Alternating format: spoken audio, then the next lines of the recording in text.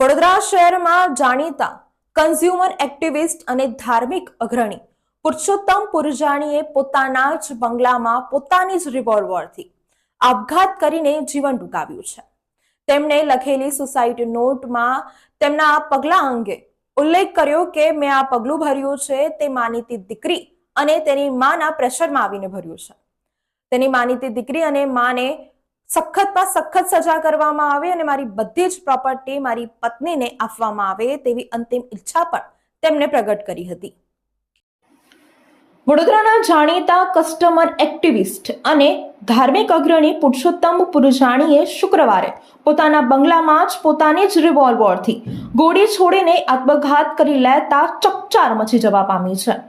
પુરુષોત્તમ પુરજાણીએ તેમના મરતા પહેલા લખેલા એક પત્ર અહીં પ્રસ્તુત કરેલ છે।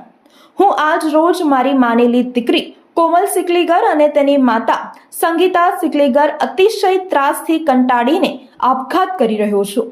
બેઉ મારી ઉપર અતિશય પ્રેશર આપી રહ્યા છે કે મારી જાગૃત નાગરિક ઓફિસની પ્રોપર્ટીમાં કોમલ સિકલીગરના નામનો દસ્તાવેજ કરી આપું। મેં મારું અને મારી પત્નીનું ઘર એક્સિસ બેંકમાં ગીરવે મૂકી મારી માનેલી દીકરીને ડભાસા પાદરા ખાતે ઇન્ડિયન ઓઇલનો પેટ્રોલ પંપ ખરીદીને આપ્યો છે। ઈ પંપની જમીનનો દસ્તાવેજ મારા નામે છે। ગઈકાલથી કોમલ અને સંગીતા મારી પાછળ પડ્યા છે અને કહે છે કે પંપની જમીનનો દસ્તાવેજ કોમલના નામે કરી આપો। જાગૃત નાગરિકની પ્રોપર્ટીમાં નામ લખાવી દસ્તાવેજ કરાવેલ છે। તૃપ્તિ પરીખના નામનું મેં રજિસ્ટર્ડ વિલ કરેલ છે, એ વિલ પણ કેન્સલ કરી રજિસ્ટર્ડ કરેલું છે।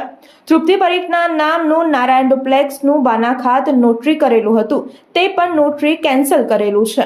મારી LIC કે મ્યુચ્યુઅલ ફંડના જે પૈસા આવે તે મારી પત્ની જાગૃતિને મળે। મારી બધી જ પ્રોપર્ટી મારી પત્ની જાગૃતિના નામે થાય એવી જ મારી આખરી ઈચ્છા છે। કોમલ સિકલીગર કે તેની માતાને મારી કોઈ પણ ચલ કે અચલ પ્રોપર્ટી પર કોઈ હક નથી કે કોઈ વાસ્તો નથી। તેમને સખતમાં સખત સજા થાય તેવી મારી ઈચ્છા છે। મારી બધી જ ચલ અને અચલ સંપત્તિ પર અધિકાર માત્ર ને માત્ર મારી પત્ની જાગૃતિ પુરજાણીનો રહેશે। પુરુષોત્તમ પુરજાણીએ શુક્રવારે પોતાના બંગલામાં જ પોતાની જ રિવોલ્વરથી ગોળી છોડીને આપઘાત કરી લેતા ચકચાર મચી જવા પામી હતી।